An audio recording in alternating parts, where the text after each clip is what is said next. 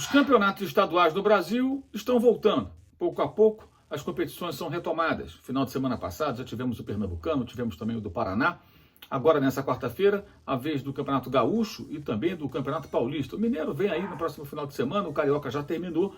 Ou seja, em meio a muita polêmica, o futebol brasileiro vai retomando as competições que foram interrompidas ainda em março por conta da pandemia do novo coronavírus. E clássicos marcaram a volta do Campeonato Paulista e também do Campeonato Gaúcho.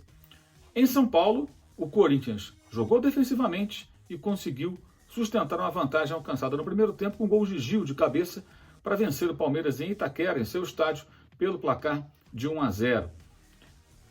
Você vai ver aqui embaixo alguns números do OneFootball, o aplicativo que você pode baixar acessando o link que está aqui embaixo na descrição do vídeo. O OneFootball está de cara nova. Você clica, acessa, faz o download e pode acompanhar em tempo real as partidas e ver muitas estatísticas como essas que você vai conferir agora aqui embaixo sobre alguns fundamentos importantes do Campeonato Paulista, jogadores que se destacam em alguns fundamentos. Um deles, o Fagner.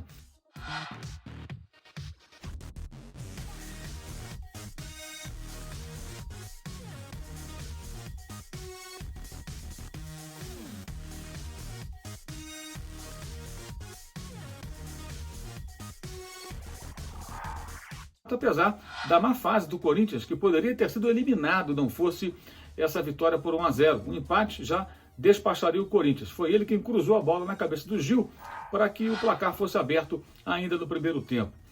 Outro jogador importante, que esteve em ação, mas numa função diferente do lado palmeirense, foi o William. O William jogou mais centralizado, circulando ali num papel que vinha sendo dado ao Dudu, até que esse jogador foi negociado por empréstimo com o futebol do Catar, com o Al Duhail. Vai ficar um ano pelo menos lá emprestado e talvez em definitivo. Sem o Dudu, o técnico Vanderlei Luxemburgo experimentou o William fazendo essa função e pôs o Zé Rafael jogando ali pelo lado direito. Não funcionou muito bem, não. No segundo tempo, com algumas mudanças, inclusive com a saída do Zé Rafael e depois até do próprio William, o Palmeiras dominou e finalizou muito mais, esteve muito próximo do gol e esbarrou numa grande atuação de Cássio, goleiro corintiano. O William, mandaram a bola na trave com 2 minutos, perdeu a chance de se aproximar do Ítalo, que é o artilheiro do Campeonato Paulista. Você está vendo aqui embaixo também os números do OneFootball sobre a artilharia do Campeonato Paulista desse ano de 2020. Mas, claro, tem muito jogo pela frente e jogando mais à frente, imagino que ele tenha mais possibilidades de se destacar. Dudu é um jogador de características ofensivas, tem que jogar perto da área adversária. E era colocado no meio por Vanderlei Luxemburgo. Isso atrapalhava o futebol de Dudu. E agora o William também foi colocado numa função muito parecida. Acho que também atrapalha o William. O ideal é que ele atue mais à frente, mais perto da área, revezando inclusive com o Luiz Adriano, que é um centroavante que se movimenta muito para tentar finalizar, tentar ofensivas. Tem que jogar perto da área adversária. E era colocado no meio por Vanderlei Luxemburgo. Isso atrapalhava o futebol de Dudu. E agora o William também foi colocado numa função muito parecida. Acho que também atrapalha o William. O ideal é que ele atue mais à frente, mais perto da área, revezando inclusive com o Luiz Adriano, que é um centroavante que se movimenta muito para tentar finalizar, tentar marcar os gols. O Palmeiras jogou melhor, mas o Corinthians venceu. Mas, se o Guarani fizer um pontinho que seja, o Corinthians estará eliminado do campeonato. Pelo menos pode ser eliminado com um pouco de dignidade e mais paz por ter vencido o Palmeiras, mesmo com o rival jogando mais futebol do que o time corintiano nessa partida. Já em Porto Alegre, o Grêmio derrotou o Internacional. O jogo foi em Caxias do Sul, porque a prefeitura da capital gaúcha não autorizou partidas de futebol por enquanto, então o jogo acabou sendo transferido para a Serra Gaúcha. E o Internacional era o mandante, até colocou telões no estádio com vídeos dos torcedores para simular um clima ali de Beira-Rio, o seu campo, o seu estádio tradicional, e acabou perdendo por 1-0, um jogo equilibrado, que teve de ponto mais interessante, propostas de jogo. O Internacional procurando ter a bola e assumir o jogo, e o Grêmio mais preocupado em fechar os espaços. Normalmente o Grêmio joga de outra forma, O Grêmio já há um bom tempo é o time da posse de bola, é o time que se apresenta fazendo a chamada proposta de jogo. E isso está se invertendo. Vimos no Grenal da Libertadores, daquela briga toda, que foi 0-0 na Arena do Grêmio, antes da pandemia, o Inter ocupar em vários momentos do jogo o campo de ataque. E tomar o campo de defesa do Grêmio. E o Grêmio jogando em contragolpe, jogando nas rápidas transições. E dessa vez, de novo, o Inter teve mais iniciativa de jogo, com o Grêmio mais preocupado em fechar os caminhos do seu adversário.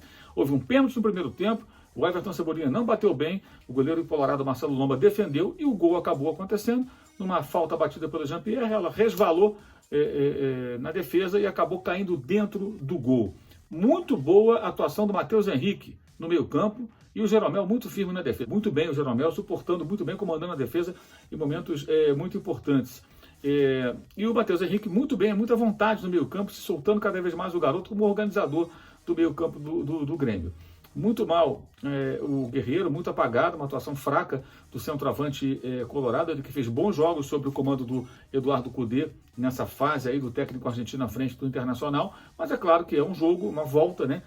Os dois times retomando aí as atividades e é evidente que não dá para tirar conclusões definitivas, mas temos um sinal pelos dois Grenais, antes da pandemia parar o campeonato e depois que ele voltou. Aliás, não o campeonato, as competições, né, porque foram por certames diferentes. Pela Libertadores e agora pelo Campeonato Gaúcho, nas duas vezes o Internacional com mais proposta de jogo, de ter a bola, de atacar, e o Grêmio mais na espera. Um Grêmio diferente, percebendo os movimentos do seu adversário. Serão duelos interessantes entre Grêmio e Internacional, acredito eu, aqueles que voltarão a acontecer, os Grenais que vão acontecer novamente no transcorrer desse ano de 2020. É isso aí. Valeu e saudações.